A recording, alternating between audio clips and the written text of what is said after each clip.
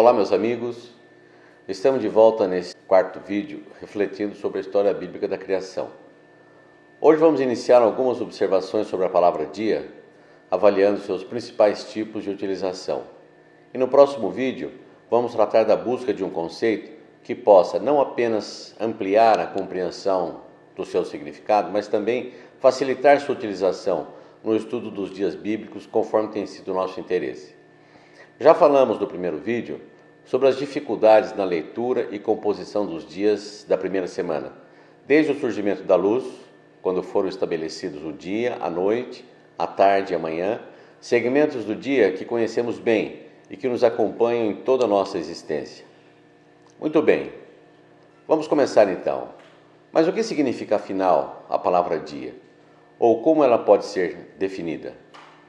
O dicionário pode ser um bom começo. E ele diz que a palavra dia é um substantivo masculino que quer dizer em seus principais significados. Primeiro, oposição à noite. Segundo, tempo que decorre desde o nascer ao pôr do sol. Terceiro, tempo em que a Terra descreve uma volta completa em torno do seu eixo. Quarto, esse intervalo de 24 horas tomado como unidade de tempo. E quinto, período de tempo em que dura a claridade do sol sobre o horizonte. Ou seja, de acordo com essa definição, a palavra dia apresenta dois significados principais.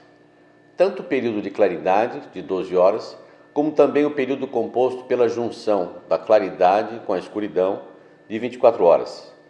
Essa dupla significação para a palavra dia mostra que ela é uma palavra singular e bem interessante.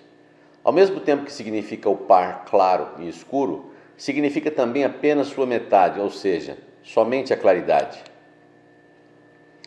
Isso não acontece com nenhum outro período de tempo, que sempre mostra durações bem definidas, apesar de pequenas variações, mas sem permitir um segundo significado ou duas coisas ao mesmo tempo. Se não, vejamos, uma semana terá sempre 7 dias e nunca 3 dias e meio.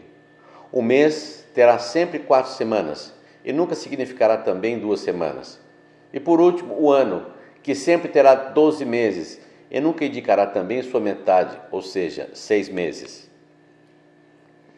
Mas a palavra dia pode qualificar também períodos menores de tempo, como ocorre, por exemplo, num dia comercial de trabalho, que dura 8 horas, divididas em 4 horas de manhã, das 7 às 11, e 4 horas à tarde, das 13 às 17 horas. E qualificar ainda períodos maiores ou indefinidos de tempo, tal como ao dizer, no dia em que cheguei de viagem, sem precisar quando, se for de dia ou de noite, e nem há quanto tempo isso ocorreu.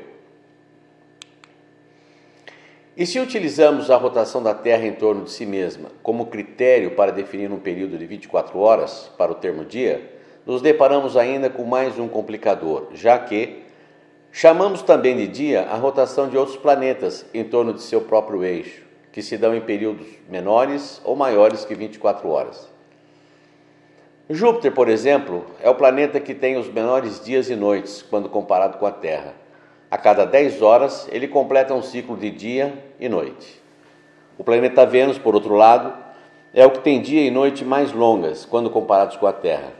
Um ciclo completo de dia e noite venusianos demora um pouco mais de 8 meses terrestres. É como se fossem 4 meses diretos de dia, seguido de 4 meses diretos de noite. Pois bem, encontramos igualmente essa diversidade de significados nos primeiros capítulos do livro de Gênesis.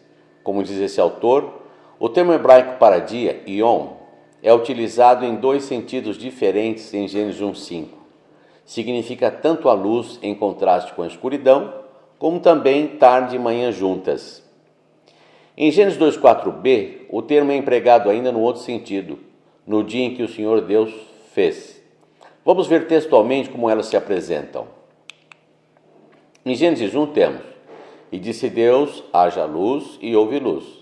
E viu Deus que era boa a luz, e fez Deus separação entre a luz e as trevas. E Deus chamou a luz dia, e as trevas chamou noite. E foi a tarde e a manhã, o dia primeiro. Ou seja, o primeiro aparecimento da palavra dia se dá quando a luz passa a receber esse nome. E depois que a noite é qualificada, a palavra dia aparece pela segunda vez, após a citação da tarde e da manhã, sugerindo que teve início, a partir de então, a alternância entre a claridade e a escuridão.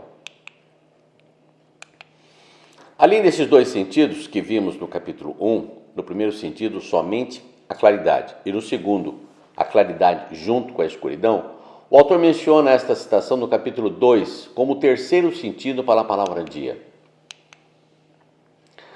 Gênesis 2, 4. Estas são as origens dos céus e da terra quando foram criados, no dia em que o Senhor Deus fez a terra e os céus. Pois bem, e no Antigo Testamento, conforme diz esse outro autor, a mesma palavra hebraica Yom, traduzida por dia, aparece com 5 significados. Primeiro, um período de luz. Segundo, um período de 24 horas. Terceiro, um período de tempo vago e geral. Quarto, um ponto no tempo. E quinto, um ano. Esse mesmo autor ainda lembra que na língua inglesa pode-se ter até 14 entendimentos para a palavra dia. Esse mesmo autor informa também, com relação aos dias da primeira semana, que tem ganhado força recentemente uma discussão sobre períodos ainda maiores de tempo para cada um dos 6 primeiros dias. A duração dos dias da criação em Gênesis 1 tem causado uma controvérsia enorme na interpretação da Bíblia junto dos evangélicos durante os últimos 150 anos. Muitos buscaram redefinir o termo à luz das pressuposições naturalistas do cientificismo moderno. Aqueles que alegam que a palavra dia significa um longo tempo, salientam que a palavra hebraica pode ter um certo número de significados, sendo que apenas um deles é dia de 24 horas. Eles tentam consolidar mais ainda sua posição, citando o Salmo 90 e a segunda carta de Pedro, que comparam o dia com 1000 anos, que dizem textualmente, no Salmo 90, porque 1000 anos são aos teus olhos como o dia de ontem que passou e como a vigília da noite. E em Pedro, mas amados, não ignoreis uma coisa, que um dia para o Senhor é como 1000 anos, e 1000 anos como um dia.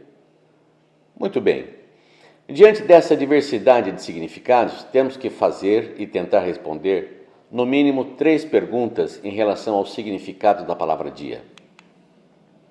Primeira, por que ela permite ser aplicada a períodos tão diferentes de tempo? Segunda, como ela poderia ser interpretada de maneira a atender todos os seus tipos de uso? E terceira, como qualificar a palavra dia de maneira que se possa facilitar seu entendimento e agilizar sua utilização no estudo dos dias? Bem, tratar dessas perguntas é o que faremos no próximo vídeo, ao falarmos de um conceito que possa preencher melhor o significado da palavra dia. Grande abraço a todos. Se você gostou desse vídeo, dê o seu like e compartilhe com seus amigos. Inscreva-se no canal e não se esqueça de registrar seu comentário. Que Deus nos abençoe.